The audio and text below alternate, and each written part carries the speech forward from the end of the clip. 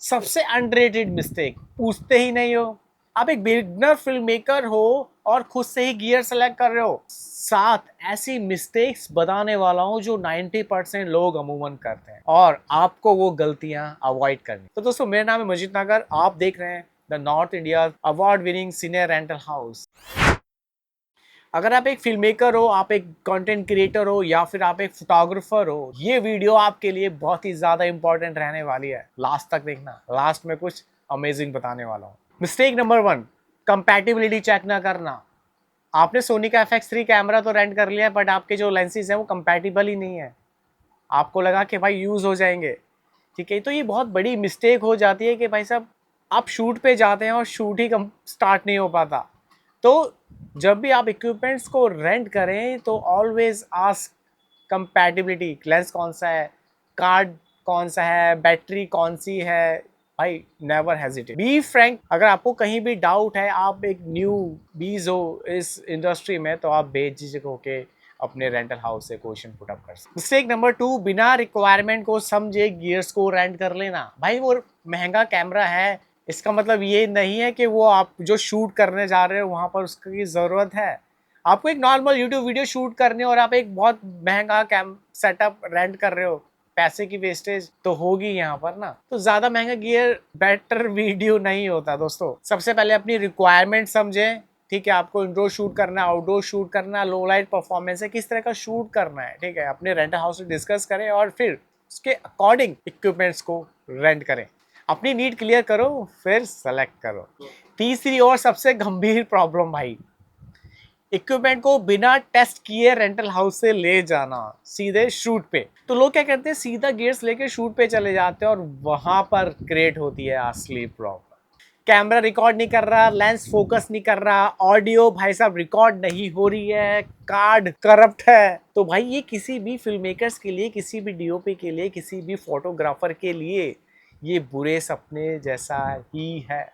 और आपका क्लाइंट आप उस टाइम पे क्या सोच रहा होगा, ये तो भाई ऊपर वाला ही जानता है, और या फिर आप। तीसरी और सबसे गंभीर मिस्टेक भाई, इक्विपमेंट को टेस्ट ना करना, सीधे शूट पे ले जाना, और वहां होती है भाई असली प्रॉब्लम। कैमरा रिकॉर्ड नहीं कर रहा, वीडियो में साउंड नहीं आ रहा, लेंस फोकस नहीं कर रहा, या फोकस बहुत ज्यादा हट। सॉल्यूशन ये है कि भाई जब भी आप अपने रेंटल हाउस से सामान को लेके निकले, अपने इक्विपमेंट्स को लेके निकले, तो आप 2 मिनट वहां पर दे दें, जिससे कि आपका पूरा शूट बच सकता है।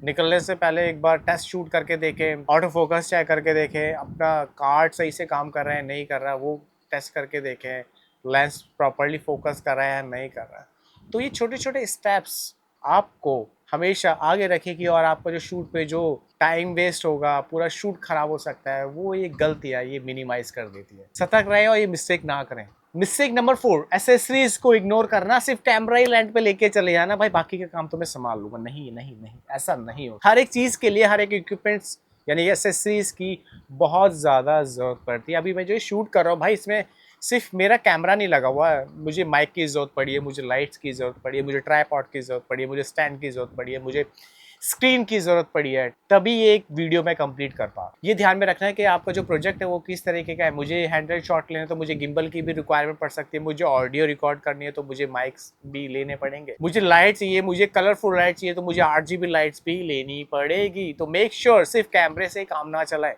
अगर आप एक प्रोफेशनल काम करना चाहते हैं तो आप प्रॉपर इक्विपमेंट्स को रेंट आउट करें, और एसेसरीज का भी चयन कर लें पहले ही कि मुझे किस तरह की एसेसरीज लेनी चाहिए।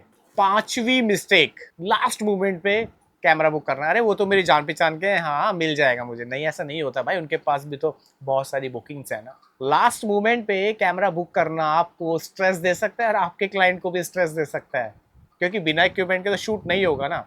और लास्ट मिनट पे जब आप कैमरा करते हैं तो भाई क्या हाई प्राइसिंग देखने को मिलती है, स्ट्रेस देखने को मिलता है, फॉर्मेलिटीज बढ़ जाती है। सॉल्यूशन, 2 दिन पहले अपना कैमरा बुक कर दें, ठीक है। और उससे क्या होगा, आप टेंशन फ्री रहेंगे। आपका शूट जैसे ही आया, इक्विपमेंट्स पिक करो और सीधा अपने शूट पे जाओ। 2 दिन पहले बुक कर दो और भाई टेंशन से दूर रहो। मिस्टेक नंबर 6, एग्रीमेंट को ना पढ़ना और फिर बाद में लगता है झटका। क्यों? देखो भाई, रेंटल पॉलिसीज होती हैं, ठीक है, और डिपॉजिट पॉलिसी होती है, लेट फी होती है, तो आपको अपना जो रेंटल एग्रीमेंट है ना प्रॉपर पढ़ना चाहिए, ठीक है। डैमेज पॉलिसी भी हो, रेंट पे इक्विपमेंट लेने से पहले पॉलिसी को भी एक मतलब आराम से पढ़ लेना चाहिए, नहीं तो बाद में आपको तगड़ा झटका लग सकता है। मिस्टेक नंबर 7, सबसे अंडररेटेड मिस्टेक, पूछते ही नहीं हो। आप एक बिगनर फिल्म मेकर हो और खुद से ही गियर सेलेक्ट कर रहे हो, result wrong gears, bad output. Rental expert से बात करो आपका क्या शूट है और कौन से गियर्स आपको यूज करने चाहिए। तो नेवर हेजिटेट भाई। एक प्रो टिप दूंगा, जब भी आप इक्विपमेंट्स को रेंट करो ना, एक्स्ट्रा कार्ड लो, एक्स्ट्रा बैटरी आपको कैरी करनी चाहिए, अपना बैकअप प्लान रखो, क्योंकि प्रोफेशनल लोग कभी रिस्क नहीं लेते। और वीडियो के स्टार्टिंग में मैंने एक बात बोली थी कि भाई वीडियो के लास्ट में आपको एक बहुत ही बढ़िया बात बताने वाला हूँ, एक प्रो टिप देने वाला हूँ। सो गाइस, ये थी 7 मिस्टेक जो आपको अवॉइड करनी चाहिए जब भी आप camera and gears rental house से रेंट करते हैं। ये स्क्रिप्ट थी, इसमें मैंने 7 मिस्टेक्स मैंने लिखी थी भाई साहब। इन सभी मिस्टेक्स का एक ही सॉल्यूशन है, वो है साहिल फिल्म्स। क्योंकि भाई साहिल फिल्म्स इन जो 7 मिस्टेक्स मैंने आपको बताई है ना, इनको बखूबी तरीके से सॉल्यूशन प्रोवाइड करता है आपको इन चीजों का बिल्कुल भी ख्याल नहीं रखना, क्योंकि Sahil films will take care of all these things. So दोस्तों, दिए गए नंबर पे अभी कॉल करें या फिर विजिट करें Sahil films, the north India's award winning senior rental house, because your shoot and you and your client deserve better equipments.